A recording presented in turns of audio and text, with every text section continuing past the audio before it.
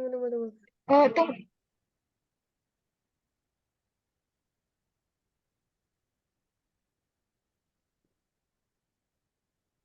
Potong aja ntar ya.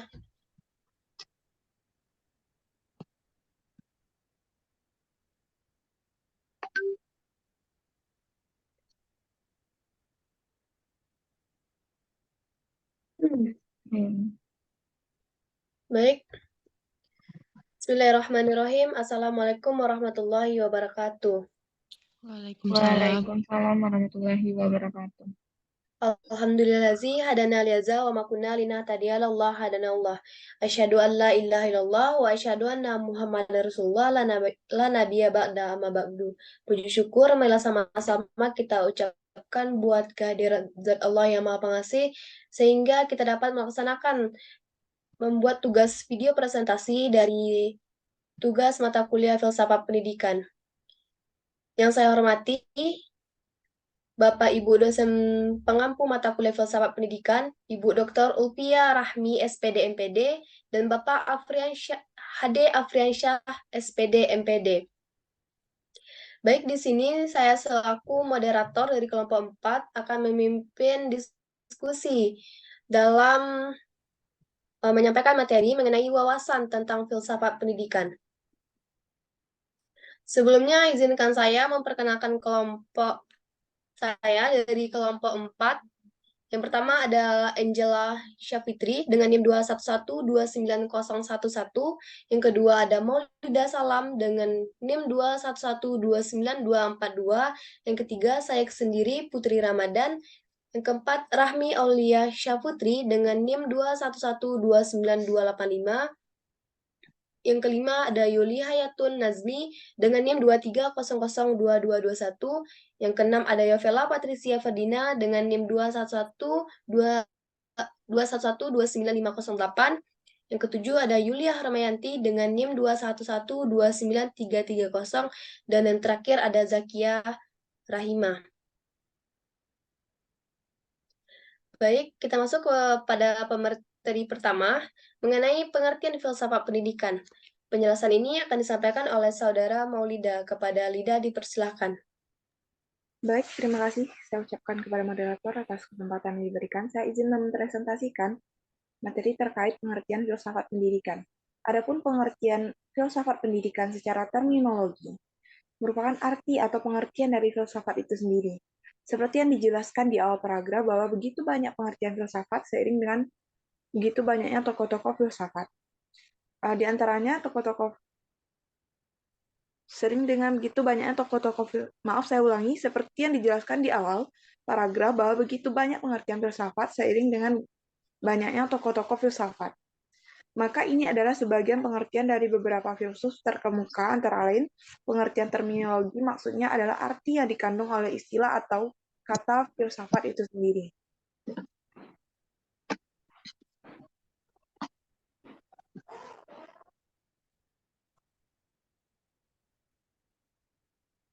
Berikut ini beberapa pengertian filsafat yang dikemukakan oleh para ahli. Yang pertama, menurut Al-Farabi, tahun 950 Masehi, seorang filsuf Muslim terbesar sebelum Ibnu Sina berkata bahwa filsafat ialah ilmu tentang alam yang mewujud dan bertujuan menyelidiki hakikatnya yang sebenarnya.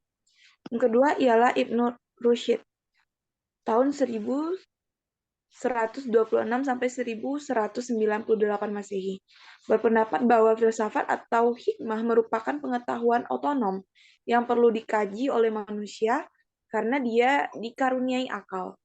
Al-Quran filsafat mewajibkan manusia berfilsafat untuk menambah dan memperkuat keimanan kepada Tuhan. Dan yang ketiga ada Immanuel Kant, mengatakan bahwa filsafat itu ialah ilmu dasar segala pengetahuan yang mencangkup di dalamnya 4 persoalan. Yang pertama ialah apakah yang dapat kita ketahui.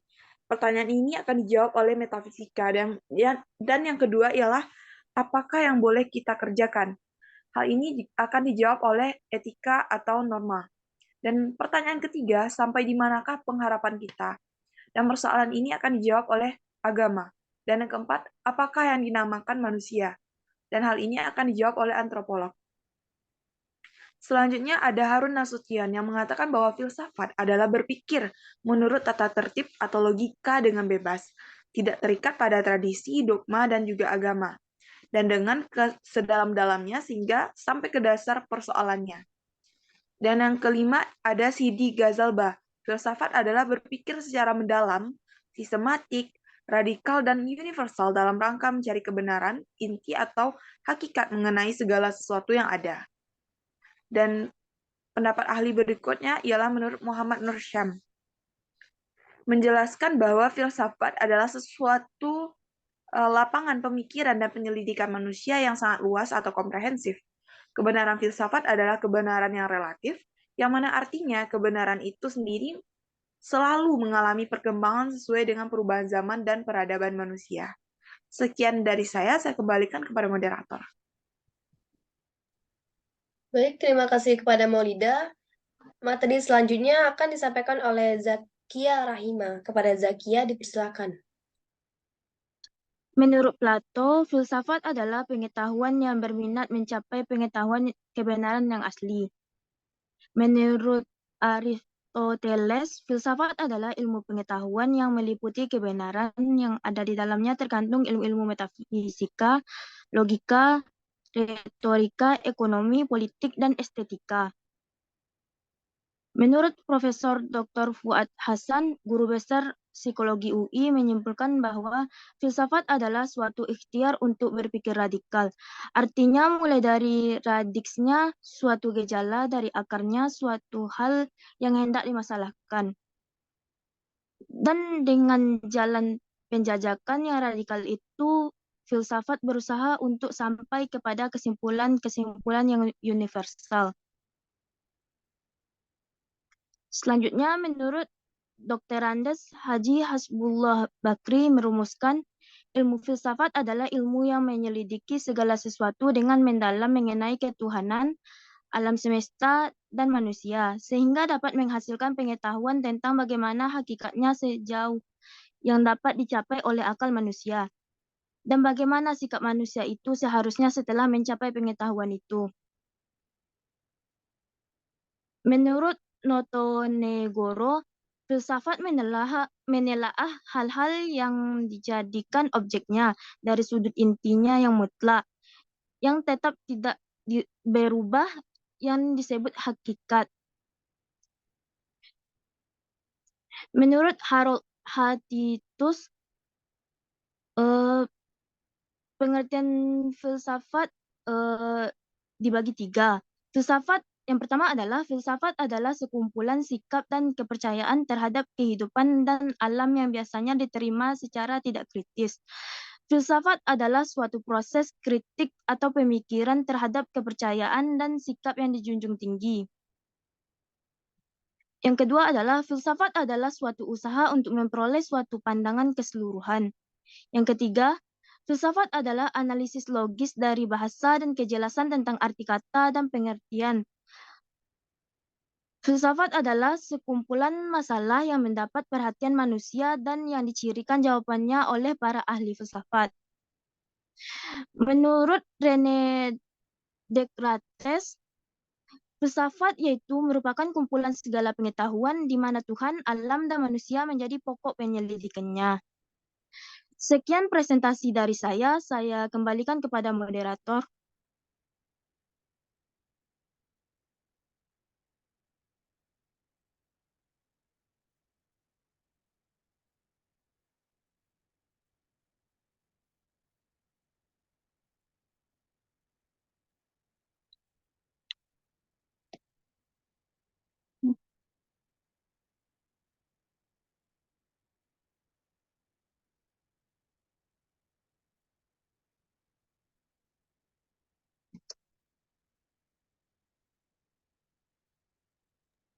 Baik, materi selanjutnya akan disampaikan oleh Yulia. Kepada saudari, dipersilakan.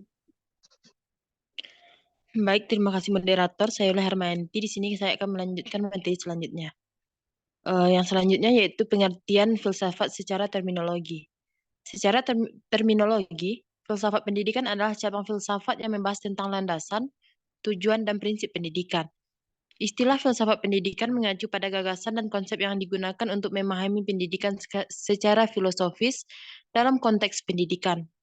Filsafat pendidikan membahas tentang tujuan pendidikan, metode pengajaran, kurikulum, dan evaluasi pendidikan. Lanjut.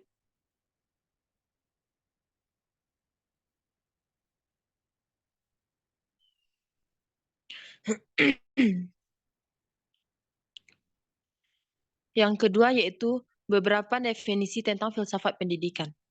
Nah, di sini definisi filsafat secara etimologis yaitu filosofia merupakan kata majemuk yang terdiri atas philo dan sophia.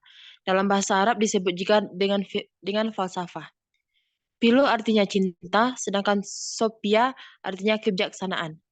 Nah, Bapak dan teman-teman sekalian, menurut Pujawinata, philo artinya cinta dalam arti luas yaitu ingin dan karena itu lalu berusaha mencapai yang diinginkan itu. Sedangkan sophia artinya kebijakan yang artinya mengartikan pandai, pengertian yang mendalam. Dengan demikian secara etimologis, filosofia berarti cinta kepada kebijaksanaan atau sahabat kebijaksanaan. Baik, terima kasih.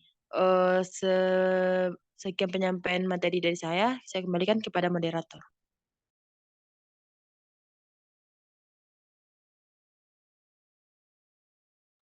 Oke, baik. Selanjutnya materi mengenai pendekatan individualistik yang akan disampaikan oleh Saudari Yoli. Kepada Yoli, dipersilakan. Baik, terima kasih kepada moderator. B. Pendekatan individualistik. 1. Kontroversi yang dilematis. Dalam pemikiran aksiologi sharing muncul pandangan kontroversial, bahkan dilematis dalam pengembangan ilmu. Hal tersebut terjadi dalam kasus-kasus pemikiran ilmu. Belakangan ini, aksiologi adalah filsafat nilai. Aspek nilai ini ada kaitannya dengan kategori 1. Baik dan buruk, 2. Indah dan jelek. Kategori ini nilai yang pertama di bawah kajian filsafat tingkah laku atau disebut etika, sedangkan kategori kedua merupakan objek kajian filsafat keindahan atau estetika. Kontroversi yang dilematis adalah situasi di mana terdapat berbagai sudut pandang yang sah dan argumen yang kuat dari berbagai pihak yang bertentangan dalam suatu isu atau masalah. Beberapa contoh kontroversi dilematis. 1. Aborsi, 2. Perubahan iklim, 3. Penggunaan senjata api, 4. Kebijakan migrasi, 5. Eksperimen pada hewan. Kontroversi dilematis seperti ini seringkali tidak memiliki solusi yang mudah atau satu pandangan yang benar, dan seringkali memerlukan pertimbangan etis dan moral yang mendalam serta pemikiran kritis untuk mencari solusi yang memadai. Baik, sekian materi dari saya kembalikan kepada moderator. Oke, materi selanjutnya akan disampaikan oleh Yovela Patricia. Kepada Yovela, dipersilahkan. Baik, terima kasih moderator. Saya akan melanjutkan tentang misteri kehidupan. Pendekatan individualistik terhadap misteri kehidupan dalam filsafat pendidikan menggambarkan pandangan bahwa setiap individu memiliki perjalanan dan pemahaman unik mereka sendiri tentang makna kehidupan. Ini mencerminkan kerangka berpikir yang menekankan bahwa pengalaman, refleksi, dan eksplorasi individu adalah kunci untuk memahami misteri yang tak terelakkan dalam kehidupan manusia. Yang pertama ada pemahaman tentang misteri kehidupan. Pendekatan individualistik dalam filsafat pendidikan menganggap misteri kehidupan sebagai pertanyaan-pertanyaan yang mendasar tentang eksistensi, makna, dan tujuan kehidupan manusia. Ini termasuk pertanyaan seperti mengapa kita ada di dunia ini, apa tujuan sejati kehidupan, dan apa arti eksistensi kita. Pendekatan ini menyatakan bahwa misteri kehidupan adalah sesuatu yang pribadi dan bervariasi antara individu. Yang kedua ada pembelajaran melalui eksplorasi pribadi. Dalam konteks pendidikan, pendekatan individualistik mendorong siswa untuk menjalani perjalanan intelektual dan emosional mereka sendiri untuk mencari makna kehidupan. Ini dapat mencakup eksplorasi berbagai tradisi, filosofis agama, atau spiritual, serta refleksi atas pengalaman pribadi dan penerimaan perbedaan individu dalam pemahaman tentang misteri kehidupan. Yang ketiga, ada pertimbangan terhadap kebebasan beragama dan kepercayaan. Salah satu poin utama dalam pendekatan ini adalah menghormati kebebasan beragama dan kepercayaan. Setiap individu memiliki hak untuk memiliki pandangan yang berbeda tentang misteri kehidupan berdasarkan keyakinan agama, spiritualitas, atau filsafat pribadi mereka. Pendidikan harus mempromosikan pluralisme dan menghormati keragaman ini. Yang keempat, ada pengembangan pemikiran kritis. Pendekatan ini menekankan pentingnya pengembangan pemikiran kritis dalam mencari pemahaman tentang misteri kehidupan.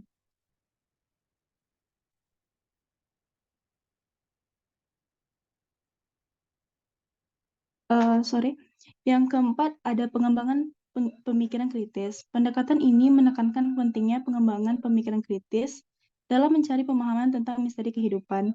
Siswa diajak untuk mempertanyakan, menganalisis, dan merenungkan berbagai sudut pandang, termasuk pandangan tradisional dan kontemporer tentang makna kehidupan.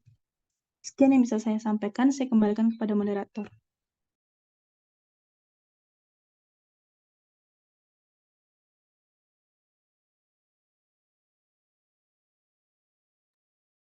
Oke, terima kasih kepada Yovela. Selanjutnya materi akan disampaikan oleh Rahmi Aulia. Kepada Rahmi dipersilahkan.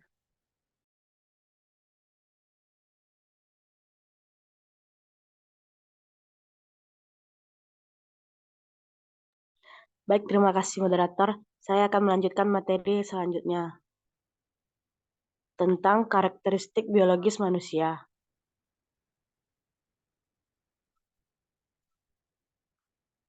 Setiap individu mempunyai karakteristik bawaan, heredity, dan karakteristik yang dipengaruhi oleh lingkungan.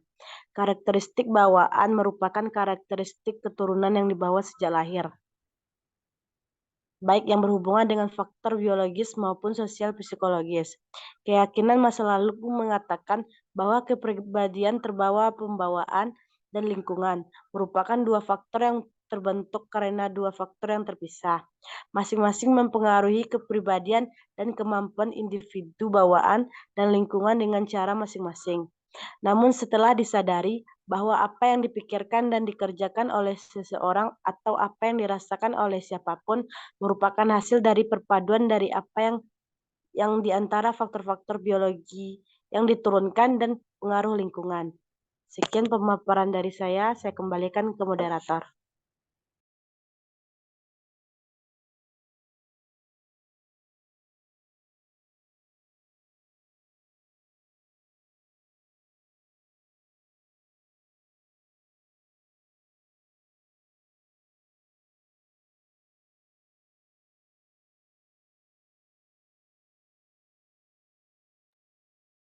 Baik, sekian penyampaian materi dari kami, dari kelompok 4. Terima kasih atas perhatiannya, dan mohon maaf atas